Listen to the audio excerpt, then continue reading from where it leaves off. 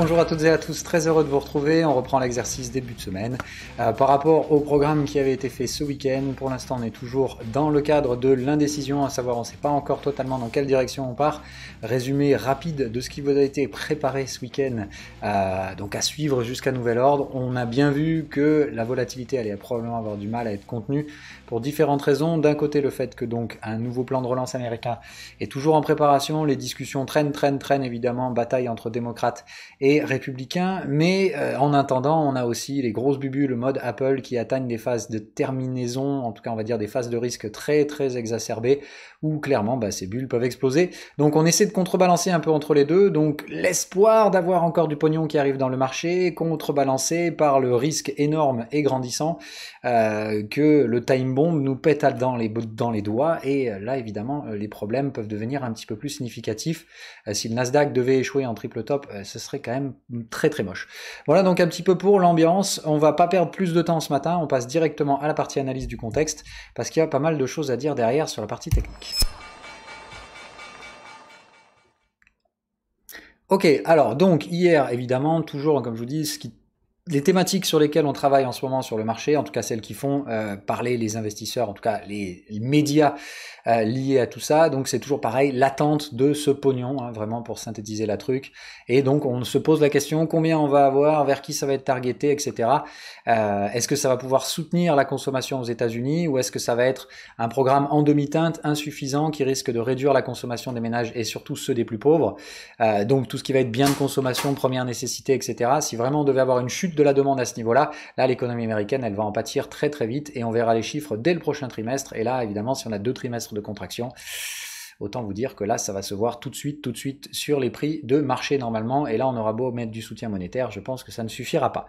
Donc toujours très risqué, mais pour l'instant, tant que ça se passe bien, pas partir du principe que ça va forcément mal se passer, simplement on prend en compte d'un côté les risques, d'un autre côté ce qui peut détendre les risques, et à l'heure à laquelle on se parle, pour l'instant les choses tendent à plutôt s'équilibrer. Donc si vous avez un raisonnement trop directionnel, vous pensez que ça ne peut que s'effondrer, c'est mal barré pour vous en tout cas, tout en attendant, si vous vous dites de toute façon le pognon ça va marcher, ça a marché 15 fois, ça marchera la 16e, faites attention, au bout de 15 fois justement l'effet monétaire a généralement plutôt tendance à s'estomper, et on est vraiment sur des demandes de type parabolique, c'est-à-dire que plus on avance, plus il va falloir d'argent, et malheureusement moins les caisses sont pleines, donc évidemment il y a un peu cet effet ciseau, où il y a forcément un moment où on va rater les demandes du marché, qui sont donc des demandes croissantes, face à côté de ça, des besoins qui, eux, restent évidemment croissants, mais la capacité de subvenir à ces besoins d'un point de vue que ce soit relance budgétaire ou relance monétaire de la Fed, il y a un moment donné où on va devoir calmer ce momentum, et donc un moment où on va rater ces attentes de marché. La question est quand est-ce que ça va arriver.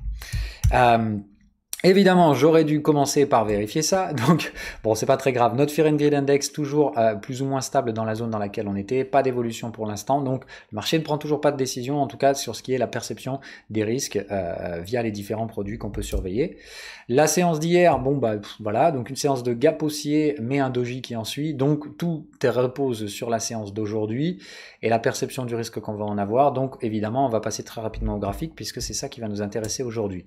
Le Nikkei donc rebond, avalement haussier hier, donc on tente de sauver un petit peu les mouvements qui ont été donnés en fin de semaine dernière, même chose sur le DAX, l'Eurostoxx c'est beaucoup moins enjoué, et donc le VIX toujours écrabouillé entre ces deux obliques, l'horizontale qui est le niveau de support, en dessous évidemment on est dans la détente totale du risque et il n'y a plus de coronavirus, au-dessus c'est la même merde, et on se dit est-ce que réellement on a envie de volatilité? Voilà, donc comme je vous dis, on est toujours basé sur cet espoir d'un nouveau programme de relance. C'est le sentiment en tout cas qui se dégage pour ma part. Évidemment, on oublie et on préfère ne pas prendre en compte, en tout cas ne pas anticiper les risques des bulles spéculatives qu'on a, et notamment sur Apple qui pour moi me semble franchement en phase terminale. C'est la même chose un peu pour Amazon, Microsoft, voilà, tous ces trucs qui sont dans la dernière ligne droite. Une fois que celle-là elle est terminée, si on revient chercher le moindre support, ça va dérouiller sévère. Donc on en est tous conscients, mais en attendant, on n'a pas spécialement envie d'anticiper les problèmes, donc c'est toujours pareil, le marché préfère avoir le verre à moitié plein, et c'est tout à fait compréhensible. Sur les bons du trésor, hier la séance pas belle, justement, attention, c'est le genre de truc qui, on a essayé et tenté la sortie haussière. Ce que je note hier, c'est que parmi les plus baissiers, c'est surtout le 30 ans et les courts termes, donc les échéances très longues en pleine résistance et en plein test de la grosse résistance. que vous voyez là sur le niveau historique qui précède le début du graphique. Là, clairement, ça, enfin pas historique, mais voilà, c'est un niveau clé. Si on n'arrive pas à le franchir, faut être clair que derrière, c'est retest des supports. Et là, moi, je pense que les supports sont très fragiles depuis la dernière hausse, en tout cas le dernier sauvetage, merci la Fed encore une fois. Donc on va voir un petit peu tout ça, mais j'ai quand même beaucoup de doutes sur la soutenabilité de tout ça. Donc à surveiller, tant que le support tient, tout va bien. Si la résistance cède, on pourra détendre le risque. Pour l'instant, ce qu'on voit, c'est que la résistance a du mal à réellement céder. Le support tient, donc comme je vous dis, on est vraiment en demi-teinte et on attend des informations extérieures. Côté devise, on va très vite. Ça commence à se rééquilibrer tout doucement. Maintenant, on est au début de la semaine. Hein, donc là, la performance relative sur une semaine, c'est par rapport à lundi. Donc en gros, ça c'est simplement la performance relative d'hier. Je maintiens toujours pour ma part sur le dollar, la perspective future est plutôt attendue à la hausse qu'à la baisse. Maintenant, bon, on a probablement une semaine ou deux de digestion à plat à se manger dans un range qui oscille à mon avis entre 1,17 et 1,19, mais on évoluera tout ça à l'intérieur du Discord, c'est pas le propos ici. Je vous propose de passer directement au graphique.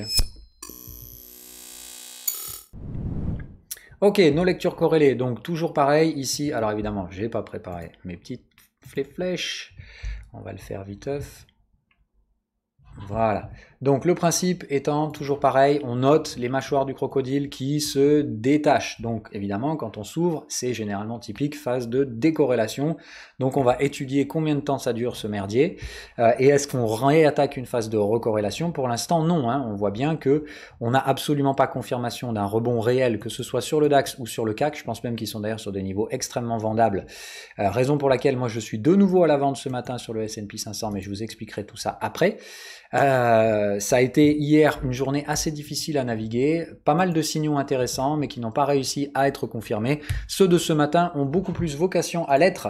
Donc le plan que j'avais transmis aux expérimentés hier, que je vous partage aujourd'hui, donc pour nous, c'était vraiment de toute façon un contexte de reverse, donc patience pour ceux qui manquent un petit peu plus d'expérience, ne surtout pas rentrer dans le jeu d'un trading plus agressif ou en tout cas beaucoup plus qui nécessite beaucoup plus d'expérience si vous n'avez pas la dite expérience. Hein. Donc voilà, toujours pareil, essayez de vous protéger vous d'abord avant d'essayer de comprendre le marché ou encore pire, d'essayer de lui imposer vos lois.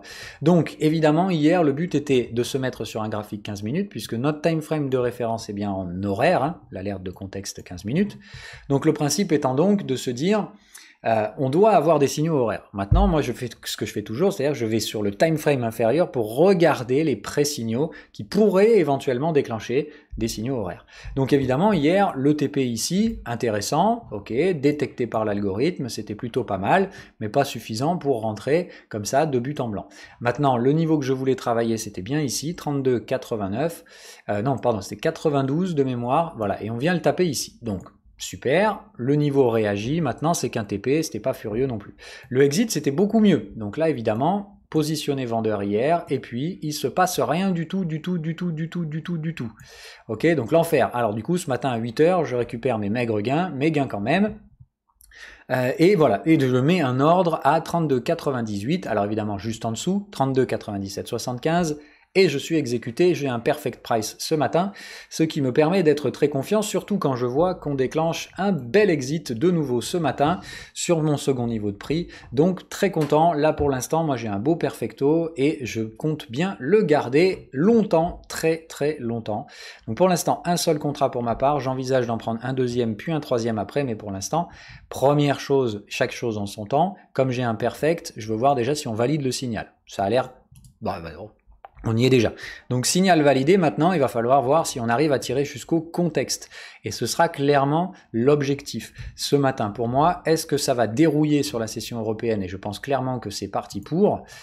Et évidemment, est-ce que ça va permettre de déclencher un signal horaire derrière? C'est vraiment ça qui m'intéresse. Qu'est-ce que je constate? Allez, comme par hasard, signal horaire qui arrive. Donc évidemment que je pense que ce signal a toutes les raisons de nous tirer jusqu'à des validations horaires. Je pense que ce matin, ça va partir à la baisse, venir chercher le canal de tendance. Et ici, on verra si ça tient ou si ça tient pas. Si ça tient pas le canal de tendance, j'ai mon sommet et vous allez tous pouvoir retravailler, puisqu'évidemment l'intérêt pour vous sera d'attendre de voir comment ça réagit ici, éventuellement de trader si cette opportunité est proposée, la troisième borne de range qui pourra être proposée en 15 minutes, sinon, et celle qui me semble le plus adaptée, attendre qu'on renverse les contextes horaires, d'accord? Et dans ce cas-là, vous aurez une troisième borne de range horaire plus tard, qui me semble beaucoup moins risquée que celle en 15 minutes. Mais théoriquement, je suis d'accord avec les deux opportunités. Juste voilà, en l'état, maintenant, ça me paraît pas mal. On a de beaux signaux horaires sur des zones clairement identifiées qui réagissent sur des zones qui avaient été travaillées hier. Donc voilà, pour moi, c'est zone de prix, signal, sur les deux time frames que je recherche. C'est juste le signal académique. Je pense que j'ai toutes les raisons de penser que j'ai mon sommet de marché. Maintenant, eh ben, je vais attendre d'abord la réaction de prix, et c'est souvent comme ça que vous allez devoir travailler.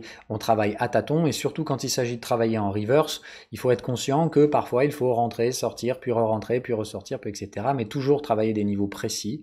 Et pour ceux qui sont un peu moins expérimentés ou toujours en cours de formation, apprendre que trader le reverse, c'est excitant, ça vous attire, vous avez envie, mais c'est très compliqué et ça nécessite énormément de capacités à la fois techniques et psychologiques que soyez franc avec vous-même, vous n'avez pas. Donc, c'est clairement mettre en risque votre capital que d'essayer de faire ce genre de choses. Du coup, c'est à peu près tout pour aujourd'hui. On va pouvoir directement switcher à la partie conclusion, que je n'arrive évidemment, encore une fois, pas à faire passer. C'est incroyable. Je ne sais pas pourquoi ce truc veut pas. Ok, bon, cette fois j'ai réussi à la passer, alors ça a été non sans mal, mais voilà.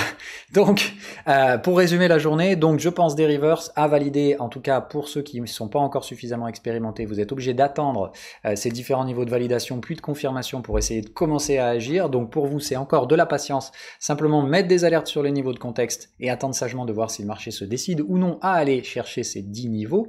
Pour ceux qui sont un petit peu plus expérimentés, normalement on est déjà dedans, on a travaillé ces niveaux hier, je vous ai formé et je vous ai en tout cas donné mon plan de trading dans son intégralité. Il a été mis en application tranquille. Hier, on cherche doucement les signaux. On a bien vu en direct et tous ensemble que les réactions n'étaient pas franchement fulgurantes. Donc on avait dit probablement mettre un ordre sur le prochain niveau, 32,98. Évidemment, ça a été touché ce matin et ça réagit à la vente avec des signaux à la fois 15 minutes et horaire. C'est du exit 15 minutes, donc c'est puissant.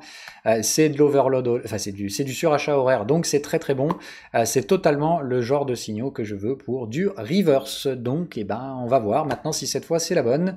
J'ai pas la bonne réponse évidemment, on pourra débriefer tout ça demain. En attendant, au moins vous avez un plan de trading pour la journée. Attendre sagement des validations pour les traders en reverse. Les autres attendent éventuellement des replis troisième borne de range en 15 minutes, même si c'est agressif. Donc si vous jouez ce jeu-là, ne mettez pas une taille de position entière, mais la moitié de ce que vous auriez mis normalement. Gardez du pognon pour le pullback en horaire, le troisième borne de range horaire. Celle-là, par contre, si elle se produit, il va falloir taper dessus et sérieusement. C'est tout pour aujourd'hui. Je vous souhaite donc une agréable journée.